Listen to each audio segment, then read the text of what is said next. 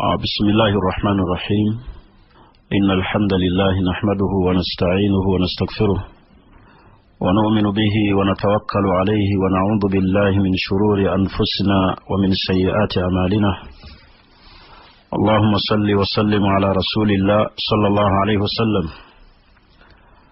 abatuwuliriza abalungi ku radio yaffe eno Radio Pearl, balamusa n'ekiramuso ekyava eri Allah subhanahu wa ta'ala. Assalamu alaikum wa rahmatullahi wa barakatuhu. Tuli ku musomo gwaffe oguga nti ihfadillaha yahfaduka, wekuumire ku Allah, Allah kuume. Omuntu ebbanga lyamala nga yeekuumidde ku Allah, ku biragiro bye, ne yeekuumira ku mateeka ge, n'atasukka nsalosalo, ne Allah subhanahu wa ta'ala amukuuma. Buli weekuumira ku Allah subhanahu wa ta'ala, Allah akumalira. Twalaba omulundi ogwayita nga tuli ku kigambo ekigamba nti wa idha sa'alta fas'alillah. Bw'oba osaba, saba Allah yekka subhanahu wa ta'ala. Tuzze tuyigiriza ebintu ebikwatagana ku du'a, ku kusaba. Allah yatugamba nti uduuni astajibu lakum, munsabe nja kubaanukula. Ekyo ne kiraga nti bw'oba oyagala okwekuumira Allah, mwekuumireko biddu'a na kumusaba, kubanga du'a usilahul mu'min, eddu'a kyekitala ekyomukkiriza oba ekyokulwanyisa ekyomukkiriza, kusaba Allah subhanahu wa ta'ala. Allah yekka yasabibwa, tetusaba majini, tetusaba lubaale, tetusaba bafu, tetusaba bantu, wabula asabibwa ali omu yekka, ye Allah subhanahu wa ta'ala. Twayogera emisingi ena mwe tuyita mu kusaba Allah subhanahu wa ta'ala, kwe kumusaba Allah bi asma'ihi wa sifatihi, n'amannya ge amalungi n'ebitendo bye ebimutendebwa nabyo Allah subhanahu wa ta'ala. Ne tutunuulira amannya ga Allah n'engeri gye tugasabisaamu. Ne tutunuulira okusaba Allah subhanahu wa ta'ala bil a'mali saliha, n'emirimu gyaffe emirungi gye tuba tukoze. Makulu bw'okola omulimu omulungi, saba nago Allah. Oyunza oluganda, osaddaase, ozuukuse ekiro, n'osoma ku Qur'ani, buli mulimu gwonna omulungi gw'okola gusabise nago Allah subhanahu wa ta'ala. Ne tugamba ekyokusatu kwe kusaba Allah subhanahu wa ta'ala biddu'ai arrajulu as-salih, ng'osaba omukkiriza omulongoofu abeerenga akusabirako eri Allah subhanahu wa ta'ala. Ne tunnyonnyola omulongoofu afaanana atya era ani ateekeddwa okubeera nti akusabira. Ne tunnyonnyola ebigaana okubeera nti bwe tusaba Allah lwaki tatuwa. Awe wali ensonga nnene, bantu bangi basaba Allah subhanahu wa ta'ala, fala yastajibu lahum, nga Allah tabaanukula. Twayogera ebintu bingi, omuli okulongoosa ebyokulya amakulu, okulya halal, kye bayita itabatul ma'kal wal mashrab, beera nga byolya bya halal. Inna Allaha tayyib la yakbalu illa tayyiba, mazima Allah ye mulungi, takkiriza okujjako ekirungi kyokka. Bw'oba oyagala Allah akwanukule, longoosa endyayo, longoosa byoyambala, longoosa byolya, bibeerenga bya makubo ga halal. Ne tunnyonnyola obutasaba Allah subhanahu wa ta'ala bikati'atu rahmi, ng'osaba kutulawo oluganda oba kugwa mu mazambi. Ebyo byonna byonna tuze tubinnyonnyola nga tukulaga obukulu obw'okusaba Allah subhanahu wa ta'ala. Omulundi ogwayita twali tunnyonnyola ebigambo by'omumanyi min attabi'i ayitibwa Ibrahim bun Adham, buyali atambula fi suuki mukatale ak'Basra faqala lahu an-nas antu ne bamugamba nti ya aba ishaq owange gwe taata wa ishaq amakulu Ibrahim bin Adham inna allaha ta'ala yaqul ud'uni astajibu lakum wa nahnu nad'u Allah fala yastajibu lana ne bamugamba nga tusabye nnyo Allah naye lwaki Allah tatwanukula nannyonnyola ebintu 10 ebivaako nti bwe tusaba Allah lwaki tatwanukula n'abinnyonnyola ekisookera ddala yabaga nti li anna qulubakum maatat bi'asharati ashya emitima gyammwe gyafa n'ebintu 10 kyava Allah lwaki tatwanukula bw'ogenda otunulira ensonga ezo mmanyi ezo yannyonnyola olwaleero ze ziri mu bantu mitima gyaffe mifu maatat bi'asharati ashya gyafa n'ebintu 10 oyinza n'okwongerako ebintu ebirala naye mu nsonga ze yannyonnyola esookera ddala yaga nti araftumullah walam tu'addu haqqahu mwategeera Allah ti annahu al-khaliq ye mutonzi ne mutegeera Allah nti annahu yuhyi wa yumiitu Allah yatta era yawa obulamu walam tu'addu haqqahu naye ne tutatuukiriza buvunaanyizibwa bwe bwetuteekeddwa kutuukiriza gyali obuvunaanyizibwa bwaffe Allah bwatuvunaana gyali ibadatuhu wahdahu kumusinza yekka abantu bategeera Allah nti asinzibwa ye Allah n'atunnyonnyola nti almustahiqqu lil ibada huwa Allah asaanidde okusinzibwa ye Allah ne tutatuukiriza kumusinza abantu bangi bali mu shiriki abantu bangi bali mu kusinza kaburi abantu bangi bali mu kusinza bintu birala bitali Allah bantu bangi beesigamiridde majinni na irizi araftumullah walam tu'addu haqqahu twategeera Allah ntatuukiriza buvunaanyizibwa tunuulira amayumba gaffe olwahalira abantu otunuulira ennyumba ey'omuntu mwasula nga teyawukanako na bidandali temuli swala temuli qira'atul Qur'an temuli kusoma ku Qur'an ate twagala Allah twanukule yaba yabagamba nti araftumullah mwategeera Allah walam tu'addu haqqahu ne mutatuukiriza buvunaanyizibwa Allah bwatuvunaana abantu bangi tebali ku Allah abantu edduniya tumazeemu mu buli kintu kyonna naye bwe otategeera Allah subhanahu wa ta'ala tosobola kusaba Allah ate Allah n'akwanukula ekyokubiri kye yabagamba yabaga nti wa qara'tumul Qur'an wa lam ta'malu bihi Qur'ani mugisoma era Qur'ani mwagisoma Qur'ani Allah yagibasiza musobole okugifumiintiriza amakulu agagirimu musobole okweramuza nayo naye walam ta'malu bihi ne mutagikolerako olwaleero ddala abasiraamu Qur'ani gye tukolerako aba Allah batugamba mu Qur'ani y'ekitiibwa fa in tanaza'tum fi shay'in farudduhu ila Allahi war rasul bomba mulina ekintu kyonna kye mukaayaganyeemu nga mu abasiraamu mukizze eri Allah n'omubaka we amakulu mukizze eri Qur'ani ne hadisi za Nabi Muhammad sallallahu alaihi wasallam naye Qur'ani qara'tum kitab Allah walam ta'malu bihi Qur'ani tugisoma naye tetugikolerako Qur'ani bi aidini eri mikono gyaffe naye ate tukolera ku birala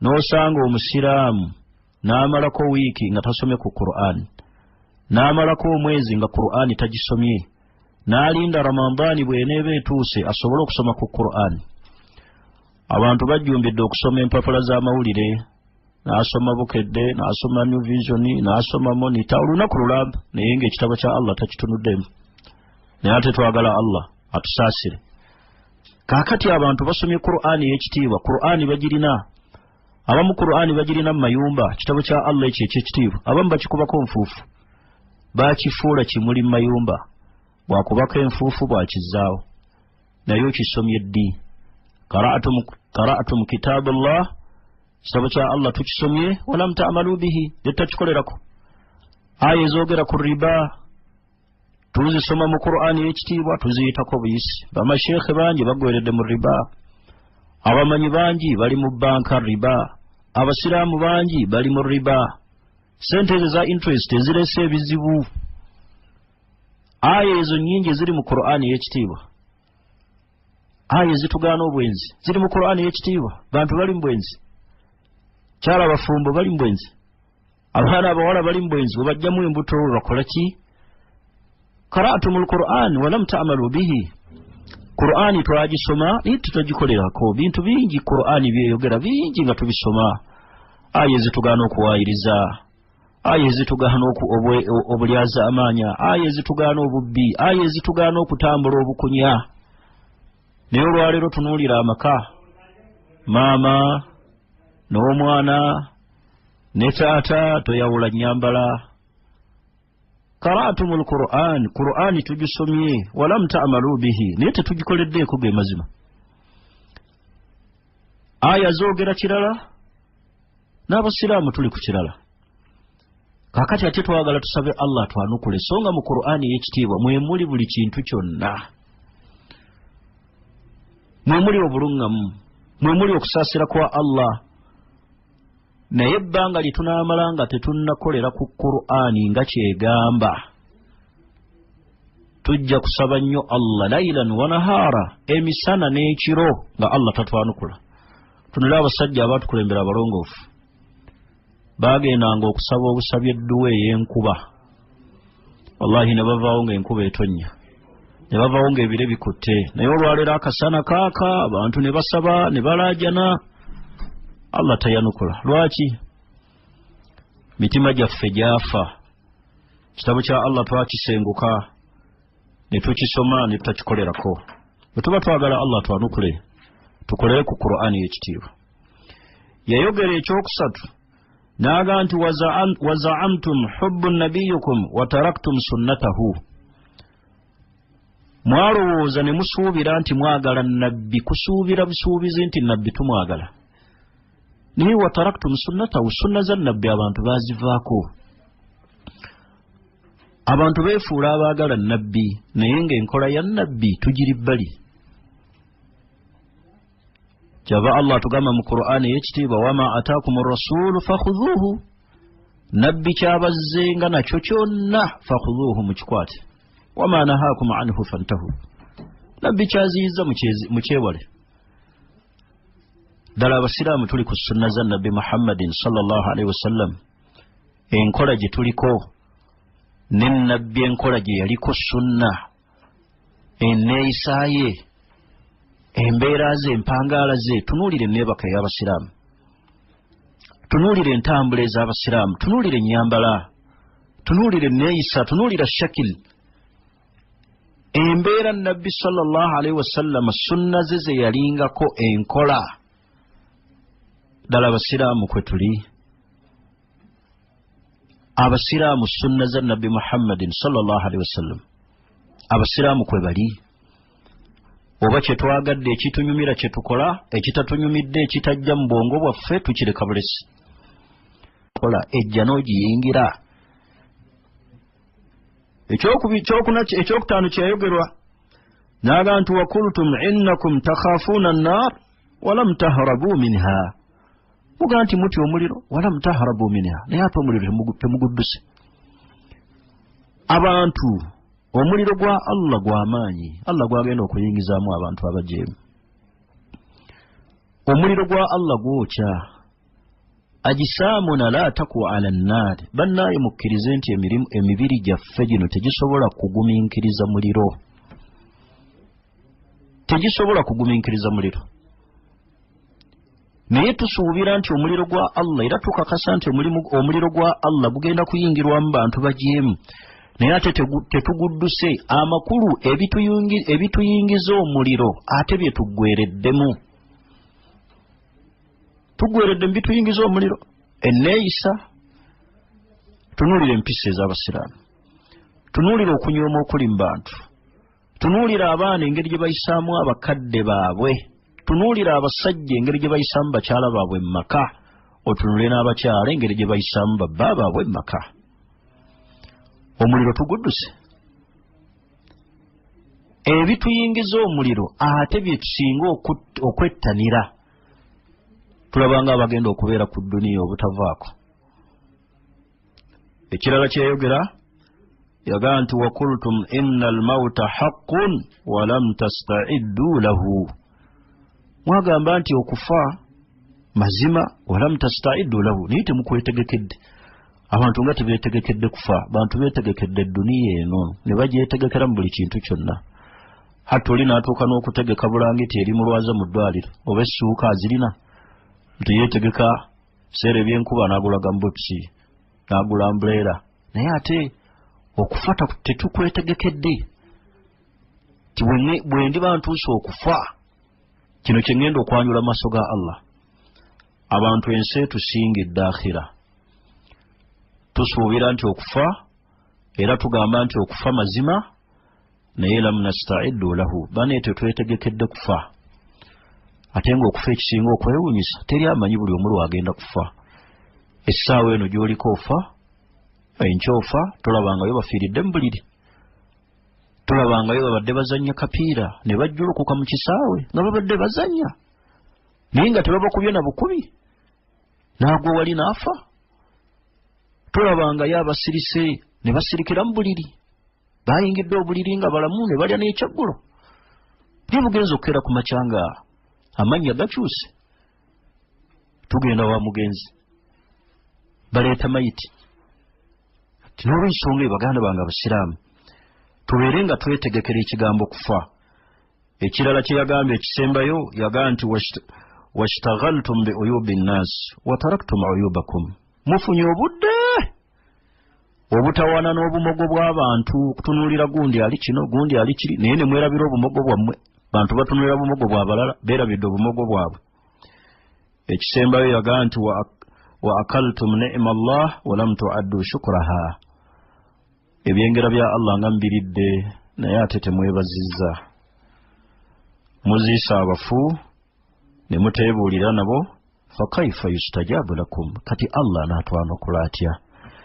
Ihfadillaha yahfaduka, weekuumire ku Allah, Allah kuume. Bismillahir Rahmanir Rahim. Alhamdulillah wala aqibatu lil muttaqin wala udwana illa lil zalimin. Sallallahu alayhi wa sallam. Baganda bafe abatuuliza mwenna, assalamu alaykum wa rahmatullahi wa barakatuhu. Tuli ku musomo gwaffe ogugaa nti ihfadillaha yahfaduka, weekuumire ku Allah naawe Allah ajja kukuuma. Tuli ku nnyingo ey'okusaba Allah subhanahu wa ta'ala, okwekuumira ku Allah mu kumusaba. Nabbi yagamba Ibn Abbas radiyallahu anhu aw radiyallahu anhuma, n'amugamba nti wa idha sa'alta fas'alillah, bw'oba osaba saba Allah yekka. Makulu tetukkirizibwa kusaba kitali Allah. Tetusaba bifaananyi, tetusaba malaalo, tetusaba majinni. Asabibwa ali omu yekka, ye mutonzi ow'ensi eno era eyatutonda. Tubadde tunnyonnyola ebintu 10 Ibrahim bin Adham bye yannyonnyola ebyatta emitima egy'abantu Allah n'abeera nga tabaanukula. Olwali tutwagala okunnyonnyola ensonga endala, adabu du'a, empisa ez'okusaba. Ekisookera ddala, inna Allaha ta'ala yuhibbu an yus'al, Allah ayagala nnyo okumusaba. Ky'olaba Allah yagamba ud'uuni astajibu lakum, munsabe nja kubaanukula. Ate era Allah okumanya ayagala nnyo okumusaba, wa yaghdab ala man lam yas'aluhu, anyiigira oyo yenna abatamusabye. Ate bw'otasaba Allah oyagala kusaba ani? Wa yastad'i min ibadihi su'alihi, bannaye Allah ayagala nnyo tumusabe. Kati ekigambo ky'okusaba Allah subhanahu wa ta'ala mu ddiini yaffe eno y'Obusiraamu kirina ekifo aliya rafi'a, ng'ekifo ekyo kya waggulu nnyo. Hatta qaala nabiyyu sallallahu alayhi wasallam, era nabbi Muhammadin sallallahu alayhi wasallam yagamba nti addu'aa'u huwa al-ibaada, okusaba kusinza Allah. هذا الحديث رواه الترمذي وأبو داود وابن ماجه وصححه الألباني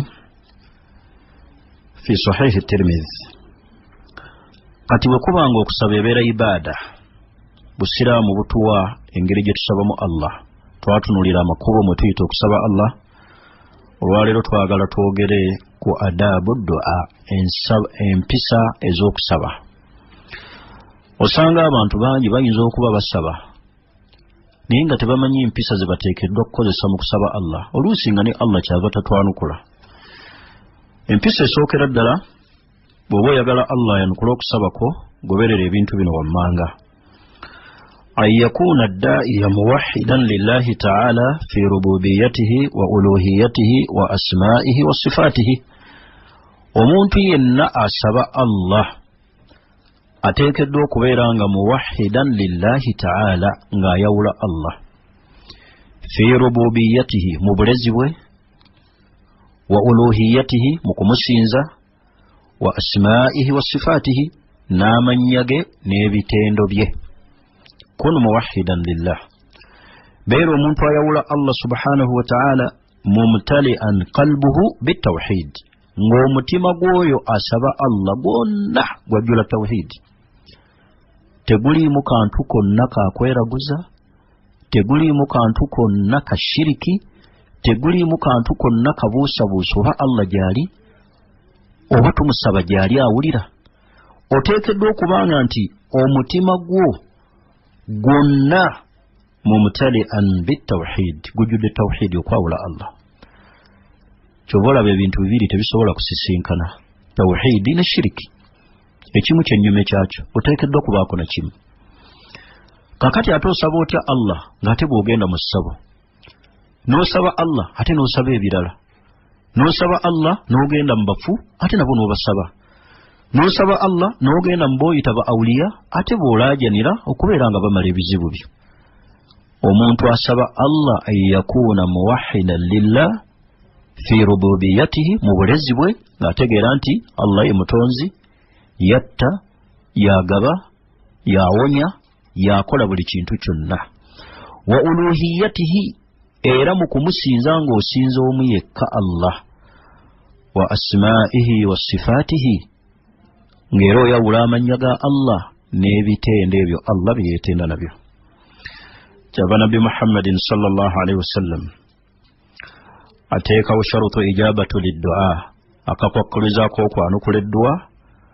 Allah yakoogera, yagamba nti wa idha sa'alaka ibadi anni, bwe baba abaddu bange bakumbuuzizzaako. Allah yayogera mu Qur'ani ekitiibwa, wa idha sa'alaka ibadi anni, bwe baba abaddu bange bakumbuuzizzaako, fa inni karib, bagambe ndi kumpi, ujibu da'wata da'i idha da'ani, nyanukula okusaba kwoyo abansabye. Allah kyava yagamba nti falyastajibu li waliyu'minu bi la'allahum yarshudun, banyanukule ayi bansinze mbwomu. Falyastajibu li, bayanukule omulanga gwange bansinze mbwomu, banjawule. Waliyu'minu bi la'allahum yarshudun, era banzikirize. Webanaba banzikirizza ngenda kubaanukula. Kati akakwakuliza akasooka an takuuna muwahidan lillah fi rububiyatihi wa uluhiyatihi wa asma'ihi wa sifatihi. Beera omuntu ayawula Allah mu bulezi bwe, mu kumusinza, mu bitendo bye n'amannya ge, ng'omutima gwo gwonna gulina tawhidi, gwawula Allah. Allah agenda kukwanukula. Omuntu asaba bw'atyo bw'ateekeddwa okuba nakyo. Ekyokubiri, al-ikhlaasu lillahi ta'ala fi du'a, okubeera nga oli mukhlis, oyawula Allah yekka mu kumusaba. Yaba Allah agamba nti wama umiru illa liya'budu Allah mukhlisina lahu ddin wa du'a huwa al-ibada, okusaba bane ye ibada. Nga Nabbi sallallahu alaihi wasallam bwe yatugamba, beera omuntu akakasa nti asabibwa yekka ng'otongoza Allah, anta mukhlis, nti gw'osaba yekka ye Allah. Ate tusaba Allah omuntu alina obuti mu nsawo, osaba Allah wansi waliyo ebigali, osaba Allah nga yiriza ekuli mu kiwato, n'osaba Allah ng'obutanga buli mu nnyumba. al-ikhlasu lillahi ta'ala fi du'a okwawula Allah yekka mu kumusaba bantu tusaba Allah ate ne tusaba ebirala empisa eyokusatu ay yas'ala Allah ta'ala bi asma'ihi al-husna kwe kusaba Allah ng'akozesa amannya ge amalungi Allah yatugamba nti walillahi al-asma'u al-husna Allah yalina amannya amalungi fad'uuhu biha mumusabise nago Allah mu suratul A'raf aya 18 Allah atugamba nti Allah yalina amannya amalungi bwe oyagala Allah yanukule mu mpisa ez'okusaba kozesa kumanya ga Allah ng'omusaba ekyokuna mu mpisa ey'omuntu asaba Allah athana'u ala Allah ta'ala qabla ad-du'a bima huwa ahluhu kwe kubeera ng'osuuta Allah nga tonnaba kuyingira mu kumusaba Allah musuute nga tonnaba kuyingira mu kumusaba musuute oyogere ebitendo bye mugende nti ya Rahman ya Rahim ya Malik ya Quddus mugende nti ai Allah gwe mutonzi w'eggulu n'ensi Allah gwe wantonda ng'ontonzerwa kusinza oyogere ebitendo bya Allah ebirungi Allah obeere ng'omusuuta n'amatendo amalungi ogenda kubeera nti bw'onoosaba Allah subhanahu wa ta'ala Allah agenda kubeera nti akuwa naye abantu olujja okusaba awanikirawo mikono ayingira buyingizi mu ddwa Allah nsonyiwa njagala onsaasire Allah ngaggawaza la athanaa'u ala Allah yogera ku Allah suute mugende nti laka alhamdu ya Allah walaka shukuru ya Allah butendereze Allah subhanahu wa ta'ala n'amatendo amalungi ojja kusaba Allah subhanahu wa ta'ala nga Allah ayanukula okusaba kwo bw'omala okutendereza Allah as-salatu ala an-nabi sallallahu alayhi wa sallam okusaalira ku nabbi sallallahu alayhi wa sallam nga n'olusaaliro olusinga obulungi kwero lwe tumusaalira nga tuli mu tahiyatu Allahumma salli ala Muhammad وعلى آل محمد كما صليت على إبراهيم وعلى آل إبراهيم إنك حميد المجيد paka okusalira nabbi okujekukoma nibubo sadde noganti Allahumma salli ala sayidina Muhammad wa ala ali sayidina Muhammad kafa nakyo kimala kakati nabbi Muhammadin sallallahu alaihi wasallam yagamba nti kullu du'a buli kusaba kwonna obaddu edduwa mahjubun hatta tusalli ala nabi sallallahu alaihi wasallam waliwo ejjigi wakati w'edduwaayo okutuusa ng'osaalidde nabbi هذا الحديث رواه الطبراني في الأوسط وصححه الشيخ الألباني في صحيح الجامع nti kullu du'a buli dduwa yonna esabibwa mahjubun erina ekigigaana ejjigi waliwo ekigibisse hatta tusalli ala nabi tuusa ng'osaalidde ku nabbi mweyigiriza okubanga mugenda okusaba Allah n'okusooka okusaalira ow'ekitiibwa nabbi Muhammadin sallallahu alaihi wasallam tugambye tendereza Allah omusuute ekyokubiri saalira nabbi Muhammadin sallallahu alaihi wasallam ekyomukaaga mu mpisa ez'omuntu asaba Allah istikbalul qibla okwolekera qibla bw'oba oyagala Allah subhanahu wa ta'ala muzimu ku mpisa ez'okusaba Allah istakbilul qibla yolekera ng'otunudde mu qibla kubanga ekibula ekyo kyakitiibwa n'osabe Allah subhanahu wa ta'ala ng'otunudde mu qibla Allah subhanahu wa ta'ala agenda kubeera nga akwanukula qala an-Nawawi alayhi rahmatullah fi sharh Muslim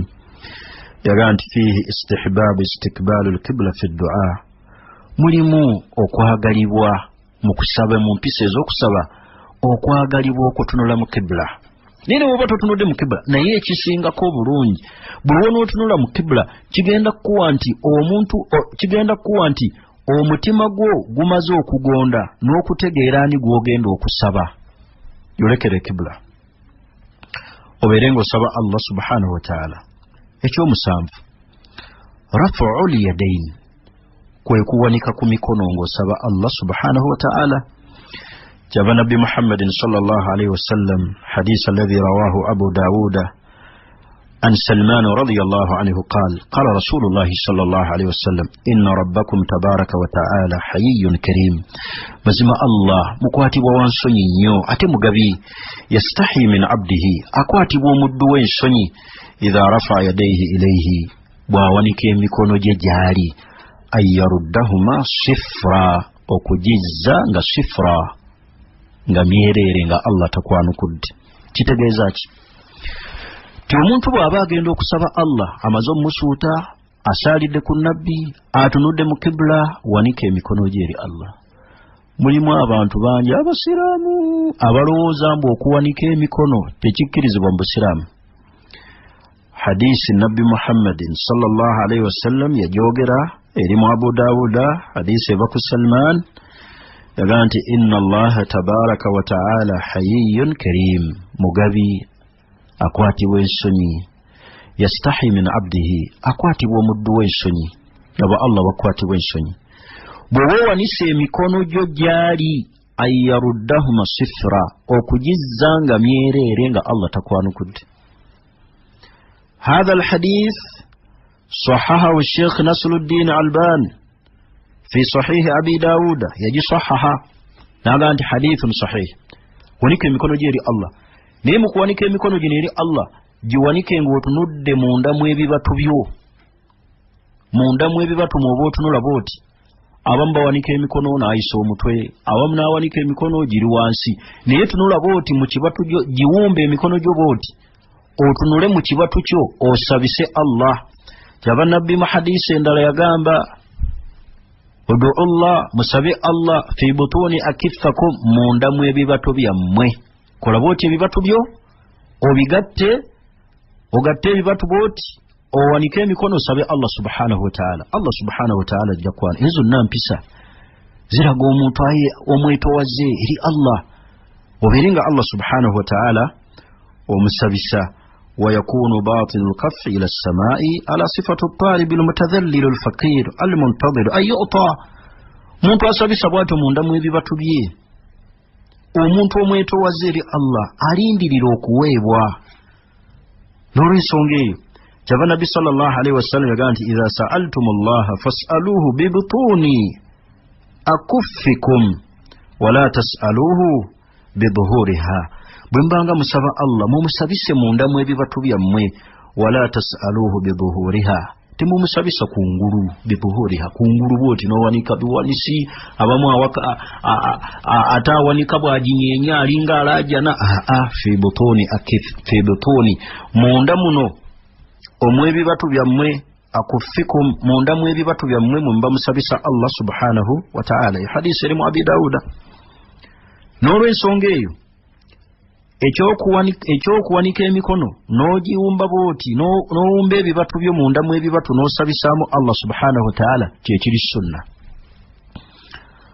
Waliwo ebifo ebitawanikirwamu mikono ebyo tujja kubyogerako mu maaso, naye ebifo ebisigadde ebisinga obungi tuwanika emikono nga tusaba Allah okujjako mu swala ey'ejjuma. Bwetuba mu swala y'ejjuma edduwa ey'ejjuma khatibu amaliriza khutuba awo tetuwanika mikono ate ekiri sunna butawanika mu kifo ekyo kyokka ate khatibu bw'aba asaba edduwa nga yankuba fi yawmul juma ku lunaku olw'ejjuma mu khutuba ate awo tuwanika. Kati ebifo ebyo tujja kujja tubinnyonnyola, naye ebifo ebisigadde omaze swala omaze okutendereza Allah oleesa adhikari ezigoberera essala wanika ku mikono omaze okusala esswala ya sunna osituse ekiro okwegayirira Allah subhanahu wa ta'ala wanika emikono gye eri Allah. Allah lwaki akwatibwa ensonyi ng'owanise emikono gye gyali okubeera ng'agizza nga Allah takwanukudde. Ekyo ne kiraga hadisi neeraga nti okuwanika emikono bye bimu ebyanukuza omuntu. Ekyomunaana al yaqinu billahi ta'ala bil ijaba kwe kubeera ng'okakasa ng'olina obukakafu ddala nti Allah agenda kwanukula. Tetusaba nga tugezesa bugezesa, tosaba ng'ogezesa bugezesa, beera ne yaqiin n'obukakafu ddala nti ky'osabye Allah agenda kikwanukula era nga yaqiini yeekakasiza ddala nti asobolera ddala n'okwanukula ekyo ekisinga ku ekyo ky'osabye. al-yaqin kwe kubeera n'obukakafu nti Allah asobolera ddala era alina obuyinza obwanukula ky'osabye n'okkuwa n'ekisinga ekyo ky'osabye. Wa hudurul qalb, bw'oba osaba Allah omutima gwo gusembeze ku ekyo ky'osaba, ogusembeze ku oyo gw'osaba. Olw'ekigambo kya Nabbi Muhammadin sallallahu alaihi wasallam yagaa nti ud'u Allaha, musabe Allah, wa antum muqinuuna bil ijaba, nga mukakasa nti Allah ddala wakubaanukula. Obuzibu tusinga tusaba tugezesa, kanda bw'oba nampa bw'osabako leero n'atakuwa ekiro ate toyagala kuddayo kusaba. Naye musabe Allah nga mukakasiza ddala nti gwe musaba mugabi era agenda kikuwa, asobola n'okukuwa ekisinga ekyo. Wa'alamu, Nabbi yagaa nti era mukimanye, anna Allah la yastajibu du'a min qalbin ghafilin lahin. Allah tayanukula muntu yenna musaba ng'omutima gwe ghafil, mugayaavu ku ekyo ky'asaba, lahin teguliyo. Muntu asaba atalowooza birala, n'atubona gwe nsabye eki. Saba Allah nga mukin bil ijab, okakasa nti Allah agenda kwanukula ng'ate osembezza omutima gwo ku ky'osaba n'oyo gw'osaba. Naye Allah, Nabbi sallallahu alaihi wasallam yagaa nti wa'alamu kimanyi anna Allah la yastajibu du'a min qalbin ghafil lahin. Allah tayanukula dduwa ya muntu mugayaavu mu mutima. Hadha alhadith rawahu Tirmidhi. Ekyomwenda al-iktharu min al-mas'ala, kwe kuyitiriza okumusaba Allah, yitiriza okumusaba. Leka kusaba lumu obaye nti namusaba kyaggwa, yitiriza. Allah ayagala nnyo abantu abamuddiŋŋana ekintu ekyo ng'okiddiŋŋane ng'osaba Allah subhanahu wa ta'ala.